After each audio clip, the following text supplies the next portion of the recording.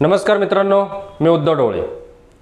मित्रांनो, प्रिलियम्स झाल्यानंतर आपल्याला कशाची तयारी करायची असते? मुख्य परीक्षेची.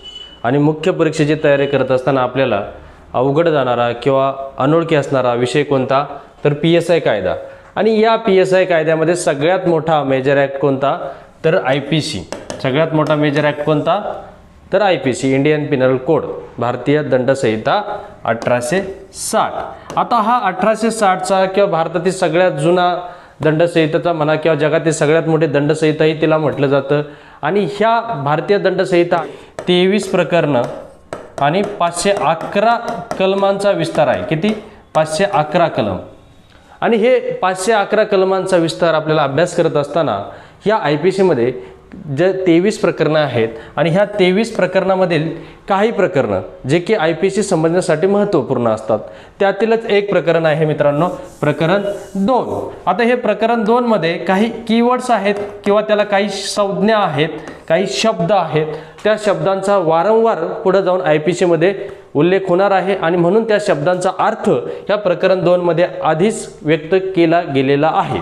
ओके. आता हे प्रकरण 2 मध्ये काय कलमांचा विस्तार आहे मित्रांनो? तर 6 ते 52 पर्यंत. आता ह्या 6 ते 52 या कलमांमध्ये काही कीवर्ड्स, काही शब्द जे आहेत की त्या शब्दांचा अर्थ आधीच व्यक्त केले गेलेला आहे भारतीय दंडसंहितामध्ये. आणि ह्या शब्दांचा अर्थ का व्यक्त केला गेलेला आहे? कारण पुढे जाऊन अपराधाची व्याख्या करत असताना किंवा अपराधाला शिक्षा देत असताना पोलीस असेल किंवा न्यायाधीश असेल, तर मॅजिस्ट्रेट म्हणतो आपण, मॅजिस्ट्रेट असेल, यांना संभ्रम निर्माण होणार नाही आणि ते व्यवस्थित अर्थ लावू शकतात. आता ह्या प्रकरण 2 मध्ये स्त्री, पुरुष, लिंग, वचन, व्यक्ती, भले की भारत देशाची सुद्धा व्याख्या केली गेलेली आहे. त्यात काही शब्द असे आहेत अप्रामाणिकपणा आणि कपटीपणा. आता या शब्दांमधला आपण आधी फरक समजून घेऊ.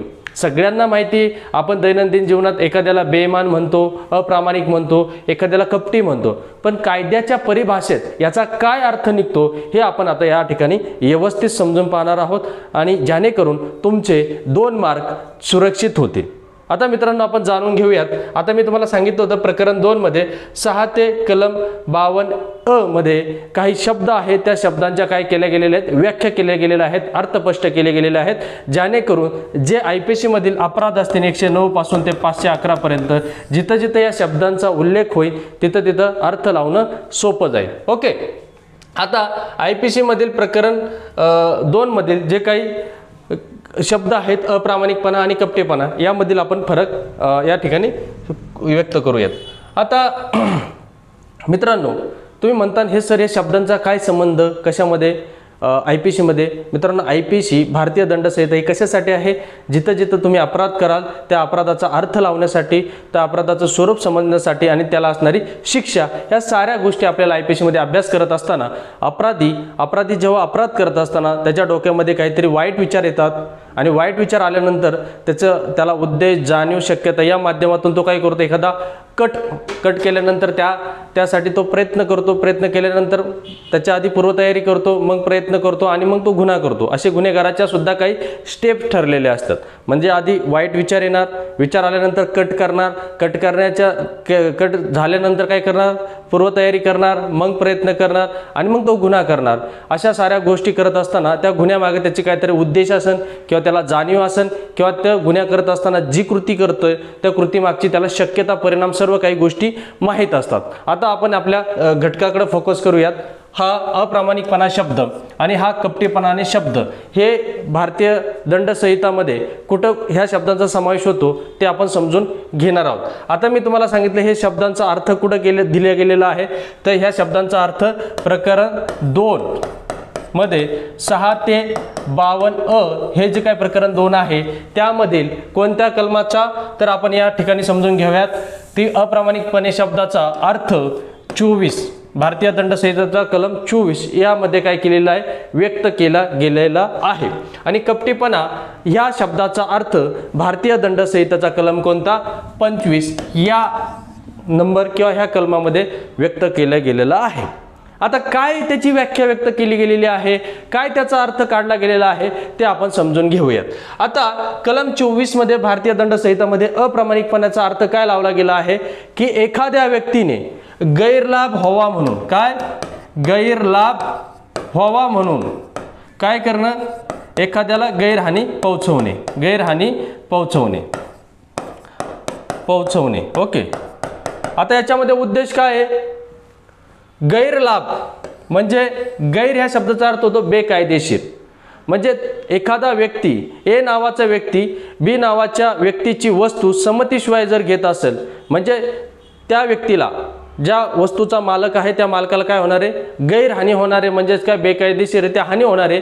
आणि गैरलाभ कोणाला होणार आहे, जो त्या मालकाच्या संमतीशिवाय वस्तू नेत असन, चोरत असन. ओके. म्हणजे त्याला गैरलाभ. म्हणजे अप्रामाणिकपणा म्हणजे काय की एखाद्या व्यक्तीला गैरलाभ व्हावा आणि दुसऱ्याला गैरहानी व्हावी ह्या उद्देशाने काय करणं, एखादी कृती करणं. आता या कृती करण्यामध्ये कृती अकृती काय असतं हे सगळ्या गोष्टी तुम्हाला कलम 32 कलम 33 मध्ये समजल्या जाणार आहेत. त्यासाठी तुम्हाला IPC वाचावा लागेल. ओके. आता एक लक्षात ठेवा, अप्रामाणिकपणाची व्याख्या काय होते की एखाद्याला गैरलाभ व्हावा म्हणजे बेकायदेशीररित्या लाभ व्हावा आणि दुसऱ्याला गैरहानी व्हावी या उद्देशाने केलेली कृती म्हणजे काय, अप्रामाणिकपणा. या ठिकाणी मित्रांनो काही गोष्टी महत्त्वाच्या आहेत त्या आपण या ठिकाणी पाहणार आहोत. आधी अर्थ समजून घ्या. कपटीपणाचा अर्थ IPCच्या कलम 25 मध्ये दिलेला आहे. काय अर्थ दिलेला आहे की एखाद्या व्यक्तीला लुबाडण्याच्या उद्देशाने, कशाच्या उद्देशाने,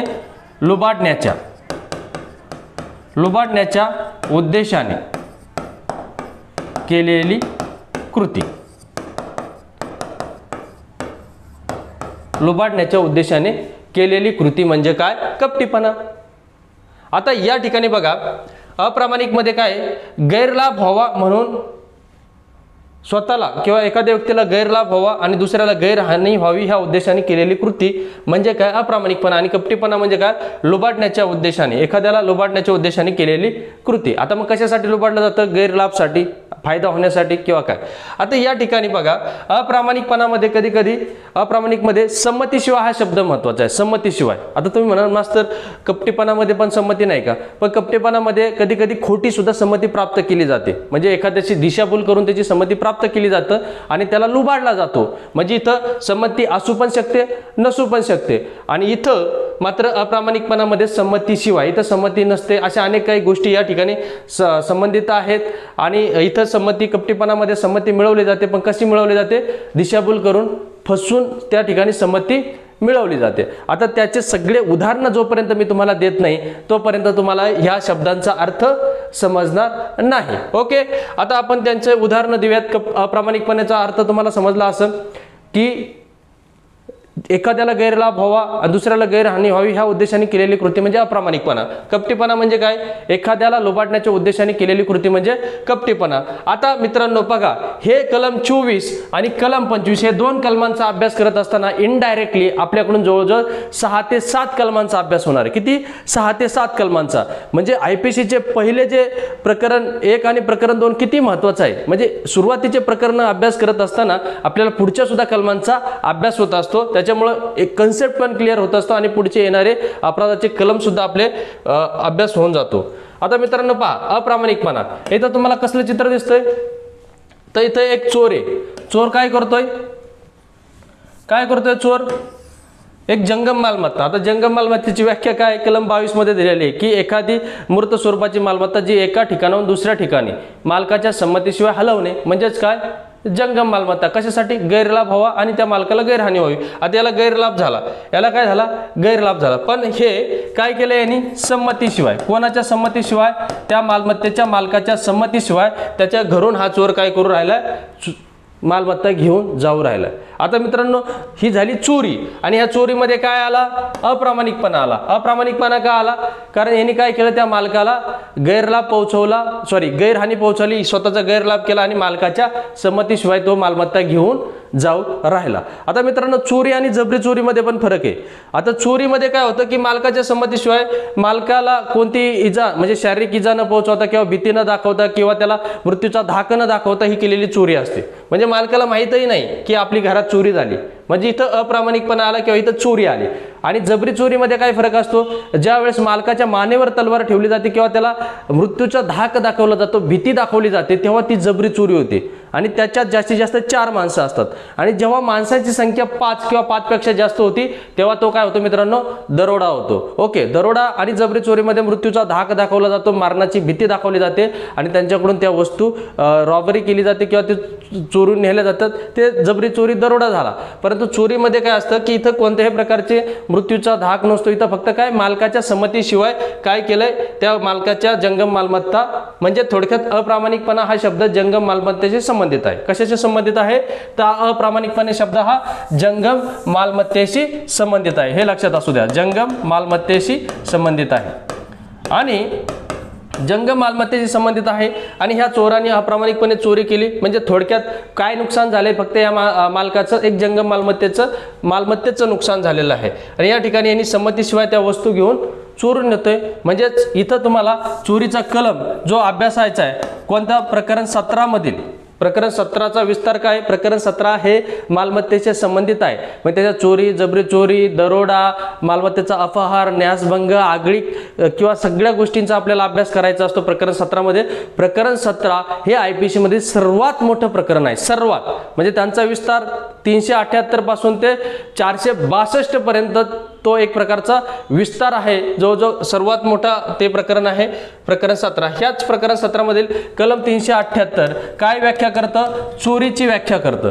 चोरीची काय व्याख्या करतं की मालकाच्या संमतीशिवाय अप्रामाणिकपणे, हा शब्द आला की नाही अप्रामाणिकपणे, तिथं मालकाच्या संमतीशिवाय अप्रामाणिकपणे जंगम मालमत्ता एका ठिकाणाहून दुसऱ्या ठिकाणी पळवून नेणे, हलवणे, कशासाठी, गैरलाभ व्हावा आणि त्या मालकाला गैरहानी व्हावी. म्हणजे बघा तुम्ही कलम 24 मध्ये अप्रामाणिकपणेची व्याख्या समजून घेतली, पण तो अप्रामाणिकपणा शब्द कुठं आला, 378 मध्ये आला, 378 मध्ये आला. मग IPCचा कलम 7 काय सांगतोय की जेव्हा एखाद्या शब्दाचा अर्थ व्यक्त केलेला असतो, तो शब्द वारंवार जर पुढे येत असेल IPC मध्ये तर त्याचा अर्थ तोच समजायचा. IPCचा कलम 7 सांगतो, कलम 7 वेळा येऊ द्या, नाही तर 1 7 येऊ द्या, कलम 7 1 7 किंवा 7 वेळा येऊ द्या, त्याचा अर्थ बदलणार नाही. कलम 7 1 7 अशी एक ट्रिक्स बनवलेली मी की ज्या शब्दांचा अर्थ प्रकरण 2 मध्ये व्यक्त केला गेलेला आहे त्याचा अर्थ पुढे कितीही वेळा तो शब्द येऊ द्या तो बदलला जाणार नाही. आता कपटीपणाचं एक उदाहरण देतो मित्रांनो. कपटीपणा मी तुम्हाला आधी सांगितलं होतं, कपटीपणा म्हणजे काय,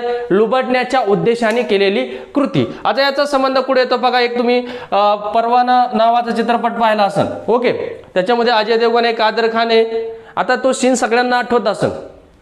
काय सीन आहे की अजय देवगण पोलीस अधिकारी असतं का, नसतं, तर ते पोलीस अधिकाऱ्याचे कपडे म्हणजे त्यामध्ये सदाशिव अमरसपूरकर काय त्यांचं नाव आहे मला आठवा ना, तर त्यामध्ये काय करतात ते एका पोलीस इन्स्पेक्टरचे कपडे घालतात, कोण, अजय देवगण, आणि एका ज्वेलरीमध्ये जे काय सोनाराचं दुकान आहे त्या ठिकाणी जात असताना हे मालक असतात त्या शॉपचे, कशाच्या, त्या सोनार असतात किंवा सोन्याच्या दुकानाचे मालक असतात, कोण, हे कादर खान. आता हे कादर खान जे काही अजय देवगण पोलीस ऑफिसर म्हणून स्वतःला दाखवतात, म्हणजे एक प्रकारे तोत्यागिरी करतात किंवा लोकसेवक असल्याचं भासवतात आणि त्यांच्याकडून काय करतात, काही दागिने खरेदी करतात. ओके, काही दागिने खरेदी करतात आणि दागिने खरेदी करत असताना यांच्याकडं जेव्हा यांना पैसे पे करायचे असतात तेव्हा अजय देवगण काय नाटक करतो, काय भासवतो की पैसे मी घरी विसरलो, माझा दुसऱ्या दिवशी कॉन्स्टेबल येईल किंवा तुम्ही घरी या, कॉन्स्टेबल तुम्हाला काय करेन, पैसे देऊन टाकेल, मला आता बाहेर जायचं आहे एका मिनिस्टरच्या मुलीच्या लग्नाला आणि तिला हा गिफ्ट द्यायचा आहे, हा हार. मग त्यावेळेस काय करतात, कादर खानाचा काय केला जातो, एक प्रकारे संमती किंवा विश्वास तयार केला जातो कादर खानचा. पण म्हणजे थोडक्यात काय केलं जातं, फसवून विश्वास तयार केला जातो, फसवून विश्वास तयार केला जातो त्या चित्रपटामध्ये.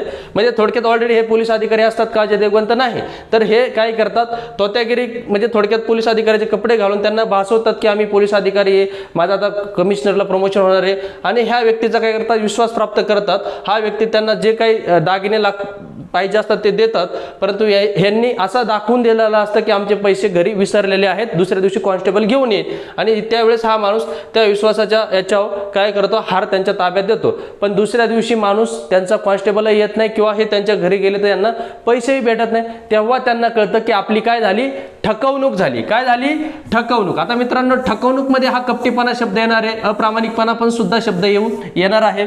आता ठकवणूक, कलम 415 मध्ये ठकवणूक, ओके, ठकवणूक ह्या शब्दाची व्याख्या केलेली आहे, ठकवणूक,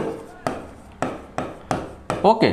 आणि याला शिक्षा आपल्याला माहिती आहे 420 मध्ये मोठी शिक्षा जास्तीत जास्त, कलम 415 मध्ये ठकवणूक. ठकवणूक म्हणजे काय असतं की एखाद्या व्यक्तीला एखादी गोष्ट करण्यासाठी किंवा त्याचा विश्वास निर्माण केला जातो, त्याने ती गोष्ट स्वाधीन करण्यासाठी त्याला तशा पद्धतीने तयार केलं जातं किंवा त्यांनी स्वाधीन करू नये यासाठी तयार केलं जातं. कायद्याच्या परिभाषेत किचकट व्याख्या आहे, परंतु मी सोप्या भाषेत सांगेन की एखाद्या व्यक्तीला एखादी कृती करण्यासाठी त्याला तशा पद्धतीने काय तयार केलं जातं. आता ह्या व्यक्तीला डायरेक्ट अजय देवगणने दागिने मागितले असते, दिले असते का, तर नाही. तर अजय देवगणने काय केलं, लोकसेवकाचा ड्रेस परिधान केला, समोरच्या व्यक्तीने त्यांना रिस्पेक्ट दिला. रिस्पेक्ट दिल्यानंतर यांनी त्यांना भासवलं की आमचा पैसे उद्या तुम्हाला आणून देईन, म्हणजे एक प्रकारे विश्वास निर्माण केला. परंतु हा विश्वास कसा होता, म्हणजे एक बेकायदेशीर विश्वास निर्माण केला होता. आणि ह्या विश्वासापायी त्यांनी काय केलं होतं, दागिने अजय देवगणला दिले होते. आणि जेव्हा नंतर कळालं की अजय देवगण पोलीस ऑफिसर नाही आहेत, आणि तेव्हा त्यांना कळालं की आपली ठकवणूक झाली. म्हणजे हा 415 कलमाचा जेव्हा आपण अभ्यास करणार तेव्हा सुद्धा आपल्याला कपटीपणा हा शब्द येणार आहे. म्हणजे थोडक्यात अजय देवगणने ह्या व्यक्तीला काय केलं, लुबाडलं. काय केलं, लुबाडलं. म्हणजे लुबाडणं, जिथं लुबाडणे हे उद्देश असेल किंवा लुबाडण्याच्या उद्देशाने कृती असेल तेव्हा कपटीपणा झाला असं आपण म्हणू शकतो. ओके मित्रांनो, अजून ह्या संज्ञांचा वापर कुठं कुठं केला गेलेला आहे IPC मध्ये ते आपण पाहणार आहोत. तर आता अप्रामाणिकपणामध्ये आपण पाहिलं, चोरी, जंगम मालमत्तेशी संबंधित हा शब्द आहे अप्रामाणिकपणा. ओके, आता अप्रामाणिकपणा हा जंगम मालमत्तेशी संबंधित आहे. आता इथं एक मुलगा आहे, काय करतोय, मोबाईल विकतोय. काय करतोय, मोबाईल विकतोय, मोबाईल शॉपीचं दुकान आहे. पण हा कोणाचा मोबाईल विकतोय मित्रांनो, तर याच्यामध्ये आपल्याला तुम्हाला एक उदाहरण सांगन, हा MPCचा पोट्ट्या आहे. काय, MPCचा पोरगा आहे, त्याला त्याच्या एका मित्राने त्याच्याकडे 2 मोबाईल होते, एक मोबाईल अभ्यास करायला दिलाय. काय आला, अभ्यास करायला. तर काय झालं की सगळं डिजिटल शिक्षण आलं, डिजिटल क्लास आला. त्याला सांगितलं दर अभिनव नव भारत नावाच्या ॲप्लिकेशनवर तुला सगळे कोर्सेस स्वस्तात उपलब्ध आहे, कंबाईनचा आहे, PSI कायद्याचा आहे, सगळं. आणि याला त्याच्या एका चांगल्या हुशार मित्राने त्याला मोबाईल अभ्यासासाठी दिला. पण या बाजाराने काय केलं, उद्धव सरांचे लेक्चर केलेच नाही. आणि वरून काय केलं, याला पैसे नव्हते भरायला, गर्लफ्रेंडला बर्थडे गिफ्ट द्यायची होती. काय करायची होती, गर्लफ्रेंडला बर्थडे गिफ्ट द्यायची होती, पण पैसे नव्हते. म्हणून ह्या बाजाराने काय केलं की त्या मित्राने अभ्यासासाठी दिलेला मोबाईल शॉपिंगमध्ये जाऊन कमी पैशात विकला. काय केला, कमी पैशात विकला. म्हणजे याने थोडक्यात काय केलं, अपहार केला. काय केला, अपहार म्हणजे काय की जेव्हा एखादी जंगम मालमत्ता त्या जंगम मालमत्तेच्या मालकाने विश्वासाने एखाद्या व्यक्तीला वापरण्यासाठी किंवा दिलेली असेल आणि त्या मालकाच्या संमतीशिवाय, संमती महत्वाचं आहे, संमतीशिवाय त्या मालमत्तेचा काय करणे, एक प्रकारे विल्हेवाट लावणे किंवा त्याचा वापर करणे मालकाच्या संमतीशिवाय किंवा विकणे वगैरे या साऱ्या गोष्टी येतात. म्हणजे अपहार केला. म्हणजे या कलमाचा संबंध कुठे येणार आहे मित्रांनो, 403 मध्ये येणार आहे, 404 मध्ये येणार आहे. आता 403 म्हणजे काय की मालमत्तेचा अपहार करणे, म्हणजे स्वतःच त्याच्या मालकाच्या संमतीशिवाय वापरून टाकणं, विकून टाकणं. आता 403 मध्ये त्याला जवळजवळ 2 वर्षाची शिक्षा आहे. त्या अपहारला 403 मध्ये अपहार करणे, ओके, 403 मध्ये 2 वर्षाची शिक्षा आहे. पण जेव्हा जी व्यक्ती मृत झाली असेल एखादी, समजा एखादा श्रीमंत व्यक्ती आहे आणि त्याच्या विश्वासातले काही कर्मचारी आहे, त्या कर्मचाऱ्याकडे त्याची काही मालमत्ता आहे, पण ती व्यक्ती मृत झाली. आणि मृत झाल्यानंतर काय झालं की त्या मृत झाल्यानंतर त्याचे जे काही वारस आहे त्या वारसांना त्या कर्मचाऱ्यांनी त्या मालकाची मालमत्ता सोपवणं हे त्यांचं कर्तव्य आहे. पण ते भामटे काय करतात, मालक मेला जाऊ द्या मरू द्या, मालकाची जी काही आपल्याकडे रोकड असेल, मालमत्ता असेल ती स्वतःकडे ठेवून घेतात. म्हणजेच काय केलं, त्यांनी अपहार केला. जेव्हा या ठिकाणी मालकाची मालमत्ता मालक मेल्यानंतर त्याचे नोकर चाकर किंवा कारकून वापरत असतील किंवा स्वतःच्या उपयोगासाठी आणत असेल, तेव्हा मात्र त्यांना 404 नुसार 7 वर्ष शिक्षा असणार. किती, 7 वर्ष. आणि कारकून चाकर नोकर नसेल तर 3 वर्ष शिक्षा असणार आहे. म्हणजे अपहाराच्या ठिकाणी सुद्धा काय शब्द येणार, हे अप्रामाणिकपणा. म्हणजे थोडक्यात काय, एखाद्या जंगम मालमत्तेच्या मालकाच्या संमतीशिवाय त्याच्या वस्तूचा काय करणे, एक प्रकारे स्वतःसाठी वापरणे, विल्हेवाट लावणे किंवा त्याच्या संमतीशिवाय त्याचा वापर करणे हा झाला अपहार. म्हणजे ह्या भामट्याने काय केलं, त्याला अभ्यासासाठी मोबाईल दिला होता की बाबा तुला ऑनलाईन लेक्चर करताय, पण या भामट्याने ऑनलाईन लेक्चर केले नाही आणि काय केलं, तो मोबाईल गर्लफ्रेंडला गिफ्ट देण्यासाठी पैसे नव्हते म्हणून पैसे भेटावे म्हणून काय केलं, तो मोबाईल काय केलं, मोबाईल शॉपमध्ये जाऊन विकला मालकाच्या संमतीशिवाय. आणि नंतर मालकाने विचारला असेल मोबाईल कुठे, तो म्हटला हरवून गेला. काय गेला, हरवला. म्हणजे थोडक्यात आता इथं पहा, हे झालं अप्रामाणिकपणामध्ये असणारा हा अपराध. म्हणजे अप्रामाणिकमध्ये चोरी पण येतो 378, अपहार पण येतो 403 नुसार अपहार. ओके, मालकाच्या संमतीशिवाय त्या मालमत्तेचा वापर करणे. आता कपटीपणाचा आपण अजून एखादा इकडे फरक पाहू. कपटीपणा म्हणजे काय, लुबाडण्याचा उद्देश. आता कपटीपणामध्ये काय येतं मित्रांनो, लुबाडण्याचा उद्देश येतो. आता हे बघा, हा काय करतोय, हा भामटा क्लर्क फेक सर्टिफिकेट देतोय. काय करतोय, फेक सर्टिफिकेट देतोय. फेक सर्टिफिकेट कशाच्या उद्देशाने असतो की दुसऱ्या एखाद्या कोणत्यातरी व्यक्तीला लुबाडलं जातं. समजा दिव्यांगाचं सर्टिफिकेट बनवित असेल समजा, म्हणजे काही दिव्यांगावर काय होणार आहे, अन्याय होणार आहे, त्यांना लुबाडलं जाणार आहे. आणि हा फेक सर्टिफिकेट देतोय म्हणजेच काय करतोय, एक प्रकारे बनावटीकरण करतोय. काय करतोय, बनावटीकरण करतोय किंवा नकलीकरण करतोय. आता बनावटीकरण करण्यासाठीचं एक प्रकरण आहे IPC मध्ये. तर ते IPC मध्ये कोणतं प्रकरण आहे मित्रांनो बनावटीकरण करण्यासाठी, तर 18 नंबरचं प्रकरण आहे. किती नंबरचं, 18 नंबरचं प्रकरण आहे. ओके, आता ह्या 18 नंबरच्या प्रकरणाचा विस्तार काय आहे, 463 ते 400 जवळजवळ 89 अ ब क ड ई. आता तुम्ही म्हणता 489 अ ब क ड ई काय, तर ते नोटांचं बनावटीकरण, नोटांचं नकलीकरण. आता 463 ते 489 मध्ये बनावटीकरणामध्ये काय काय होतं, आता आपण पाहतोय नामांकित पुस्तकाचे झेरॉक्स काढून लोक विकतात, नामांकित पुस्तकांच्या प्रती काढून विकतात. मालकाच्या स्वामित्व चिन्हाचा, एखाद्या मालमत्तेचा स्वामित्व चिन्ह म्हणजे एखाद्याचा हक्क असतो, पेटंट असतो, तरी त्याच्या संमतीशिवाय कपटीपणाने त्याला लुबाडण्याच्या उद्देशाने काय केलं जातं, त्याच्याच पुस्तकाच्या कॉपी काढून विकल्या जातात, नोट्स काढून विकल्या जातात. म्हणजे याच्यामध्ये कॉपी राईट्सचा पण इश्यू होतो. याच्यामध्ये काही कमर्शियल वस्तू असतात, जे व्यापारविषयक वस्तू असतात, किंवा याच्यामध्ये मृत्यूपत्राचं बनावटीकरण असेल, दस्तऐवजांचं बनावटीकरण असेल, नोटांचं बनावटीकरण असेल. म्हणजे जे आपल्याला प्रकरण 18 जे IPC मध्ये अभ्यास करायचा आहे की बनावटीकरण, त्याच्यामध्ये सुद्धा कपटीपणा हा शब्द वारंवार येणार आहे. काय येणार आहे की बनावटीकरण कशासाठी केलं जातं, की दुसऱ्याला लुबाडण्याच्या उद्देशाने केलं जातं. आता आपण अजून फरक पाहू अप्रामाणिकपणा आणि कपटीपणामध्ये. आता अप्रामाणिकपणा, आता इथं बघा, हा भामटा काय करतोय, हा कुठंतरी कामाला आहे, अकाउंटंट आहे समजा, अकाउंटंट असं कॅशियर असं काहीतरी कामाला आहे. आता हा काय करतोय, त्याच्यापाशी एवढी कॅश जमा झालेली आहे आणि ती जमा झालेली कॅश समजा 1 लाख रुपये किंवा 1 लाख डॉलर आहे. त्यातले काही डॉलर त्याने भामट्याने काय केलं, स्वतःच्या खिशात घातले. म्हणजेच काय केलं याने, एक प्रकारे त्याच्या मालकाचा काय केला, न्यासभंग केला. काय केला, न्यासभंग, फौजदार पात्र न्यासभंग. तर तो IPCच्या कलम 405 मध्ये आपल्याला अभ्यास करायचा. इथं सुद्धा त्याचा काय आला, बेईमानी आली, अप्रामाणिकपणा आला. म्हणजे इथं काय होतंय की अप्रामाणिकपणा आला. का आला, कारण मालकाच्या संमतीशिवाय त्यांनी काय केलं, मालकाच्या काही कॅशमधील कॅश स्वतःच्या वापरासाठी खिशात घातली. आता इथं कपटीपणा, इकडचं प्रकरण पाहूयात, कपटीपणा. आता इथं बघा, तुम्ही नायक चित्रपट सगळ्यांनी पाहिला असेल, कोणता, नायक चित्रपट. आता ह्या नायक चित्रपट पाहत असताना सगळ्यांना एक माहिती असेल की या ठिकाणी जेव्हा अनिल कपूर काय होतात, मुख्यमंत्री होतात एक दिवसाचे, तेव्हा ते रेट टाकतात एका राशन दुकानावर. आणि राशन दुकानावर रेट टाकत असताना त्यांना तराजूच्या खाली एक काही चुंबक लावलेला दिसतो. हे बघा परेश रावलांच्या हातात. परेश रावल काय असतात, यांचे एक प्रकारचे खाजगी सचिव असतात आणि कोणाचे CMचे. हा चुंबक तराजूच्या खाली लावलेला असतो. का, तर तिथं लोकांना वजन मापेमध्ये फसवलं जात होतं, लुबाडलं जात होतं. लुबाडण्याचा उद्देश म्हणजे कपटीपणा, लुबाडलं जात होतं. तेव्हा परेश रावलचा एक डायलॉग होता की बचपन में वो अलमारी को चुंबक चिपकाता था, अभी वो लोगों को चिपका रहा है. लोगों को चिपका रहा है म्हणजे एक वाक्प्रचार आहे हिंदी मधला की लोकांना लुबाडत आहे. आता हे बघा, हे रॉकेल मोजायचं माप आहे, रॉकेल मोजायचं माप आहे. तो त्याच्यामध्ये परेश रावलचा एक डायलॉग होता, सगळ्यांना आठवत असेल, देखो हे वर्ल्ड कप, हे वर्ल्ड कप. म्हणजे काय की त्याला चेमटावलेला असतो, त्याला एक प्रकारे त्याचा शेप बिघडवलेला असतो. म्हणजे 1 लिटरचं ते माप असेल, तिथं पाऊण लिटरच रॉकेल बसलं जाणार होतं.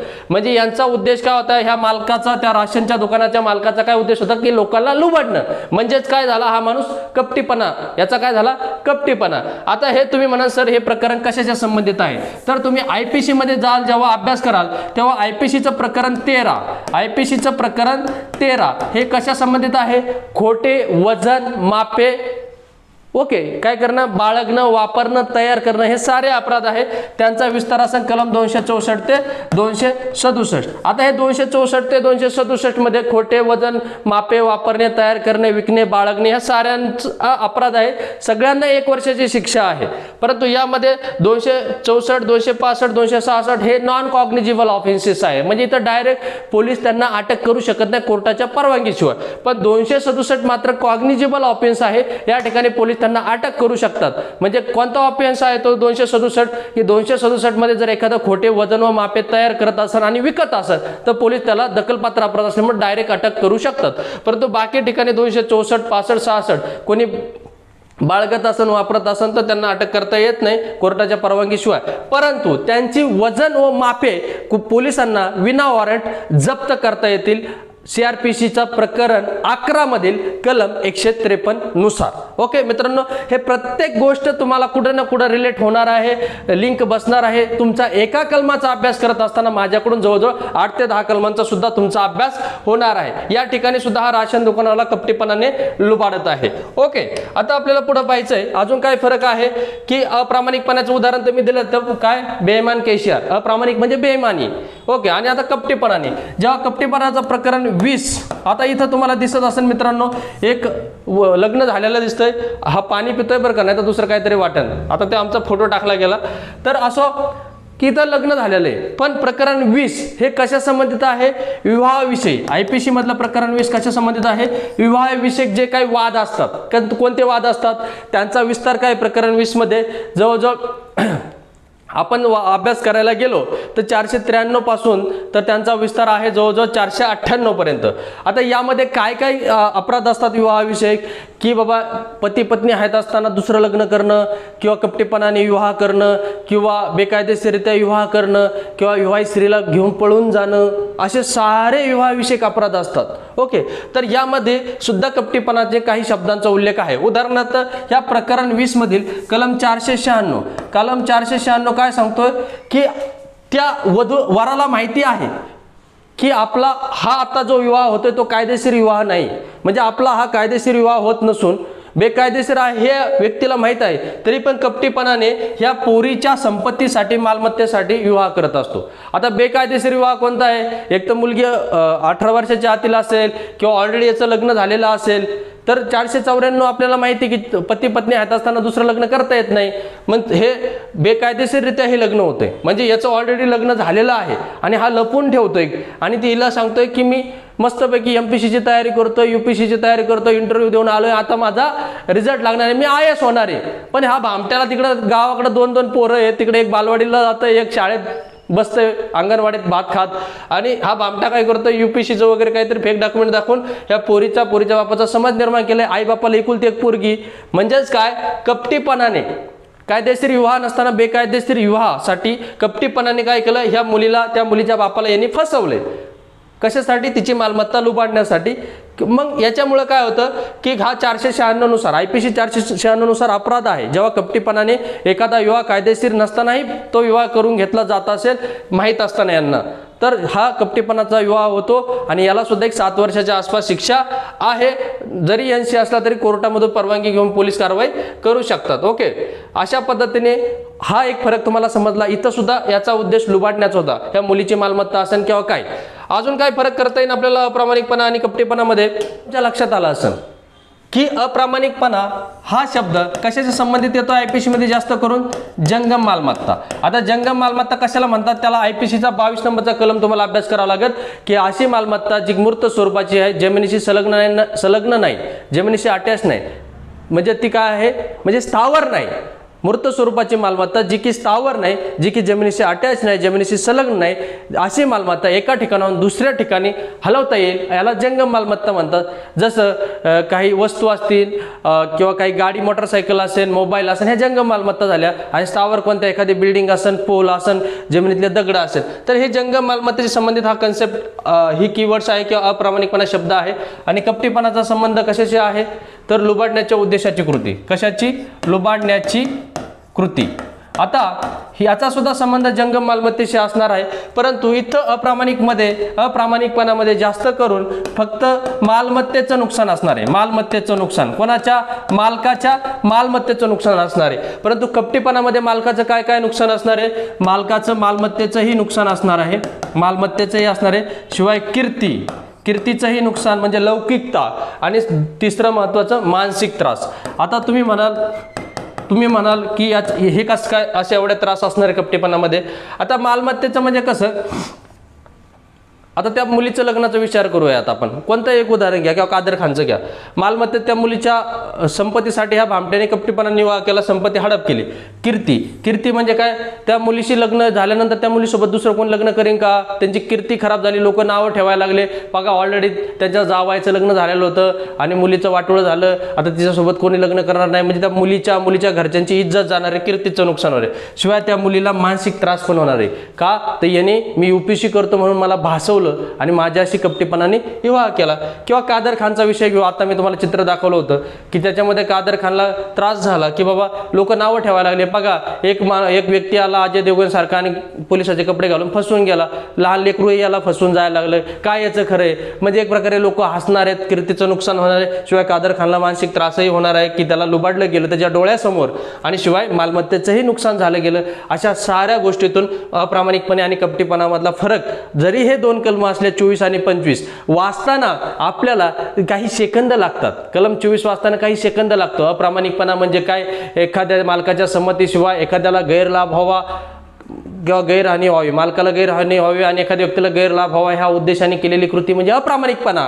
आणि कपटीपणाचा अर्थ असा केला की एखाद्याला लुबाडण्याच्या उद्देशाने केलेली कृती म्हणजे कपटीपणा। पण याचा कोणी अनालिसिस केलं नाही का बाबा IPC ने 24 आणि 25 मध्ये व्याख्या दिल्या की पुढे त्यांचा अशा संबंधात संबंध येणार आहेत। अशाच व्हिडिओ मी तुम्हाला मित्रांनो घेऊन येत चालेल।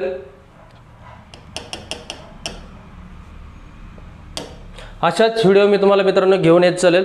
बराच काय IPC मधला फरक आहे, उदाहरणार्थ दंगल यातला फरक काय, चोरी जबरी चोरी मधला फरक काय, किंवा दरोडा जबरी चोरी मधला फरक काय, किंवा समान उद्दिष्टाच्या मधला फरक काय, जसं मी आता तुम्हाला शिकवलं अप्रामाणिकपणा आणि कपटीपणा यातला फरक काय। तर या साऱ्या गोष्टी जर समजून घ्यायच्या असेल, पुण्यात कोणी जर माझे बांधव असेल मित्रांनो, अशाच पद्धतीने आपली ऑफलाईन बॅच चालू झालेली आहे आणि मुलांच्या आग्रहाखातर ती ऑफलाईन बॅच चालू केलेली आहे, आणि शिवाय ऑनलाईनही बॅच आपली अवेलेबल आहे PSI कायद्याची। कट ऑफ लागेपर्यंत विचार करू नका मी बसल का नाही बसल, आपल्याला PSI व्हायचे, जरी आता नाही बसलो तरी आपण पुढची ॲड फोकसच करणार आहे, मग कशाला 1.5 महिने स्वतःला मेंटली डिस्टर्ब करून घेतात। कट ऑफ यायच्या आत रोज 2 ते 3 तास माझ्यासोबत द्या आणि 1.5 महिन्यात संपूर्ण PSI कायदा 120 गुणांचा याची व्यवस्थित तयारी करा। आता ज्यांना पुण्यात येणं पॉसिबल नाही त्यांनी Sachin Dhavale maths and reasoning academy या नावाचंही ॲप्लिकेशन डाउनलोड केलेलं असेल, ते डिस्क्रिप्शनमध्ये मी देईन। त्याचबरोबर अभिनव नव भारत नावाचे ॲप्लिकेशनही आहे, ते सुद्धा तुम्ही डाउनलोड करा। त्याच्यावर तुम्हाला PSI कायद्याचाही कोर्स 999 मध्ये उपलब्ध असेल, शिवाय कंबाईनचाही कोर्स जो 3000 अवेलेबल असेल, इतरही कोर्स लँग्वेजचे आहेत, मराठी ग्रामर, इंग्लिश ग्रामर, ते सुद्धा तुम्हाला अवेलेबल असतील ज्यांना पुण्यात येणं पॉसिबल नाही। पण मित्रांनो मी तुम्हाला सांगेन, यूट्यूबवर आपले लेक्चर आहेत, त्याच्या 10 पटीने मी भारी लेक्चर डिजिटल बोर्डवर ॲप्लिकेशनवर दिलेले आहे, आणि त्याच्याही 10 पटीने भारी मी ऑफलाईन तुम्हाला शिकवण्याचा प्रयत्न करत आहे। माझ्यासाठी 1 किंवा 2 बॅचेस माझं टार्गेट आहे, जे की मी पुण्यामध्ये घेतो। त्याच मुलांसाठी आपलं पुण्यामध्ये ऑफिस आहे, फ्री काउन्सिलिंग सेंटर आपण करतो, ज्ञान प्रबोधिनी समोर आपलं भूपती कॉम्प्लेक्स या ठिकाणी अभिनव नव भारत इन्स्टिट्यूटचं ऑफिस आहे। तिथं कधी येऊन तुम्ही मला भेटू शकता, कन्सेप्ट क्लिअर करू शकता, डाऊट क्लिअर करू शकता, कोणत्याही प्रकारची मी फी घेणार नाही, फ्री काउन्सिलिंग सेंटर तुमच्यासाठी असेल। आणि शिवाय ज्यांना वाटतं की सर माझं 1-1.5 महिन्यात कायदा व्हावा, मला तुमची ऑफलाईन बॅच लावायची, तर अतिशय माफक दरात 3500 रुपयात आपण संपूर्ण कायदा, जसं मी तुम्हाला आता इथं शिकवला तसाच कायदा मी तुम्हाला 3500 रुपयात डिजिटल बोर्डवर शिकवणार आहे। शिवाय असाच पिक्चोरियल प्रेझेंटेशनने डिजिटल बोर्डवर शिकवणार आहे। 2 महिन्याचा कालावधी मी तुम्हाला या ठिकाणी दिलेला आहे, परंतु तो संपूर्ण कायदा मी तुम्हाला 1.5 महिन्यातच शिकवण्याचा प्रयत्न करेन। मग तुम्ही म्हणा राहिलेले 15 दिवस काय करणार आहे, तर राहिलेले 15 दिवस मी तुम्हाला रिव्हिजन लेक्चर, तुमचे टेस्ट, तुमच्याकडून अभ्यास करून घेणार आहे। ऑफलाईनचा फायदा काय असणार आहे मित्रांनो तुम्हाला, तर ऑफलाईनचा फायदा हा असणार आहे की उद्धव ढवळे तुमच्याकडून अभ्यास करून घेणार आहे। कायदा समजायला तुम्हाला 3 गोष्टी महत्त्वाच्या आहेत, एक म्हणजे कन्सेप्ट समजणं, कारण कायद्याची परिभाषा अवघड असते, ते कन्सेप्ट समजून देण्यासाठी मी तुम्हाला पिक्चोरियल प्रेझेंटेशनच्या माध्यमातून, दैनंदिन जीवनातील उदाहरणांच्या माध्यमातून, गमतीशीर विनोदी जे काही उदाहरणं आहेत चित्रपटातील उदाहरणाच्या माध्यमातून तुमचे मी कन्सेप्ट क्लिअर करणार. त्याच्यानंतर तुमच्या पुढे चॅलेंज काय की कलम लक्षात कसं ठेवायचं. तर कलमांसाठी मी तुम्हाला ट्रिक्स देणार आहे, जास्तीत जास्त ट्रिक देणार आहे, जेणेकरून तुमचे जास्तीत जास्त कलम पाठ होतील. जसं IPCच्या 211 नुसार खोटे दोषारोप करणाऱ्याला शिक्षा आहे, अपराध आहे. मग IPC 211 मोकार गुतवला बकरा, अशा ज्या काही गमतीशीर विनोदी ट्रिक्स आहेत त्या माध्यमातून हे तुमचे कलम मी पाठ करून घेतले जाणार आहे. आणि तिसरं महत्त्वाचं, काही केस स्टडीच्या माध्यमातून, काही करंटमधल्या जे येणाऱ्या घडामोडी त्या माध्यमातून मी तुमचा अभ्यास करून घेणार. आणि रोजच्या लेक्चरमध्ये आता तुम्ही म्हणाल सर तुमची बॅच चालू झाली मंगळवारपासून, मग आम्ही आता आमचा सिलेबस कसा तुम्ही उरकवणार. टेन्शन घेऊ नका. जे मुलांनी ॲडमिशन केलं, जे मुलांसोबत मी आता शिकवतोय त्याही मुलांना कधी कधी काही गोष्टी समजल्या नसतात किंवा नवीन मुलं आलेले असतात, ॲडमिशन घेतलेलं असतं, अशा सर्वांसाठी मी एक्स्ट्रा संडे म्हणजे संडेला एक्स्ट्रा लेक्चर घेऊन, एक्स्ट्रा अवर्स देऊन त्यांचा तो सगळा बॅकअप भरून काढेन. हा माझा शब्द आहे.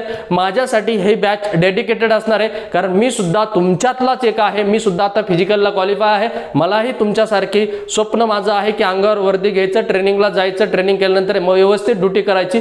जो काही मला कालावधी भेटलाय त्यातले जे काही 2-4 तास मला तुम्हाला येईल त्या पद्धतीने माझे 1 किंवा 2 बॅच असेल.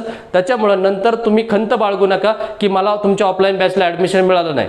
आणि लवकरात लवकर कट ऑफ लागण्याच्या आत तुम्ही तो निर्णय घ्या, जेणेकरून उद्या कट ऑफमध्ये तुम्ही बसला तर तुम्हाला लोड येणार नाही. कारण तुम्हाला जवळजवळ 310 मार्काचा नवीन सिलेबस उरकायचा असतो मेन्ससाठी, तो पण 3-3.5 महिन्यात. जर बसला कट ऑफ लागल्यानंतर 1च महिना राहील, 1 महिन्यात तुम्ही 310 मार्काचा सिलेबस उरकावणार आहात का? तर नाही उरकू शकत, कोणीच नाही उरकू शकत. मग तुम्ही नापास होणार. परत प्रिलियम फोकस, परत मेन्स फोकस. मग तुम्ही आत्ताची प्रिलियम पास हो नाही तर नापास हो, तुमचं जे पुढचं वजन आहे ते तुम्हाला हलकं करून घ्यायचं. त्याच्यामध्ये 3 विषय महत्त्वाचे आहेत. 120 गुणांचा कायदा, 100 गुणांचा मराठी ग्रामर आणि 60 गुणांचं इंग्लिश व्याकरण, 280 गुणांचं. आणि राहिलेले जे काय 310 पैकी 30 गुण कशाला आहेत? 10 मार्काचं 10 क्वेश्चन करंट अफेअर्सचे 20 गुणांसाठी. आणि आता राहिलं काय? 5 क्वेश्चन कम्प्युटरचे 10 गुणांसाठी. असं 310 गुणांचा नवीन अभ्यासक्रम तुम्हाला उरकावता येऊ शकतो 1.5 ते 2 महिन्यात. प्रत्येक विषयाला तुम्हाला लँग्वेजला मराठीला 2 तास द्या, इंग्लिशला 2 तास द्या आणि कायद्याला 3 तास द्या.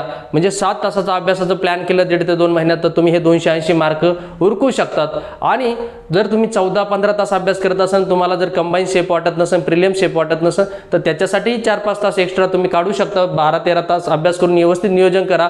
आणि एक गोष्ट लक्षात ठेवा, सकारात्मक राहा, पॉझिटिव्ह राहा. आता कोणालाही विचारू नका कट ऑफ किती लागन आणि काय लागेल. मी आधी पण सांगितलं 42 प्लस मायनस वाले मुलं शेप असतील, 32 ते 35 मधल्या मुली शेप असतील, तरी पण तुमचा स्कोअर त्याच्याही पेक्षा कमी असेल तरी सुद्धा तुम्ही आता त्याचा विचार करू नका. एक पॉझिटिव्ह विचार करा की मला पुढची मेन्स जी काय येणारी PSI ची मोठी याड असेल त्या याडमध्ये मला टॉप यायचंय, महाराष्ट्रात पहिलं यायचं असं स्वप्न राशी बाळगा. आधी मेन्सची तयारी करा.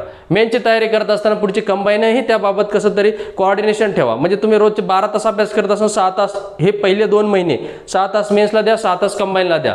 मित्रांनो, पॉझिटिव्ह राहा. आणि आत्ता जसं शेतकरी विचार करत नाही पाऊस पडन का नाही पडन, पण तो त्याची नांगरणी पावसाच्या आधी करतो, तसं तुम्ही मेनची तयारी करून ठेवा. याड मोठी येईन का छोटी येईन, मी पास होईल का नाही होईल, मी प्रिलियममध्ये बसल का नाही बसल, तो विचार करू नका. जर शेतकऱ्यांनी तुमच्यासारखा विचार केला असता तर शेतकऱ्याची शेती फुलली नसती. पाऊस आल्यावर नांगरू असं जर म्हणलं असतं तर नांगरता आलं असतं का शेतकऱ्याला? तर नाहीये. ती पिकं व्यवस्थित आलं नसतं, सगळं गवतच झालं असतं, सगळं चिखलच झाला असतं. तर त्याच्यामुळे शेतकऱ्याच्या डोक्याने चला. आणि आपली बॅच चालू झालेली आहे 15 सप्टेंबर पासून. तरीही टेन्शन घेऊ नका, तुम्ही आताही ॲडमिशन घेऊ शकता. उद्धव ढवळे तुम्हाला पर्सनली पूर्ण वेळ देऊ शकतो, देईल. कधीही फोन करा, कॉल करा, ऑफिसला येऊन काउन्सिलिंग करा. फ्री काउन्सिलिंग तुमच्यासाठी असेल. त्याशिवाय तुमचे लेक्चर असे जसे मी घेतले तसे डिजिटल बोर्डवर असेल. कोर्स कालावधी 2 महिन्याचा असेल. कायद्याच्या सर्व संकल्पना सोप्या भाषेत समजून सांगितलं जाईल.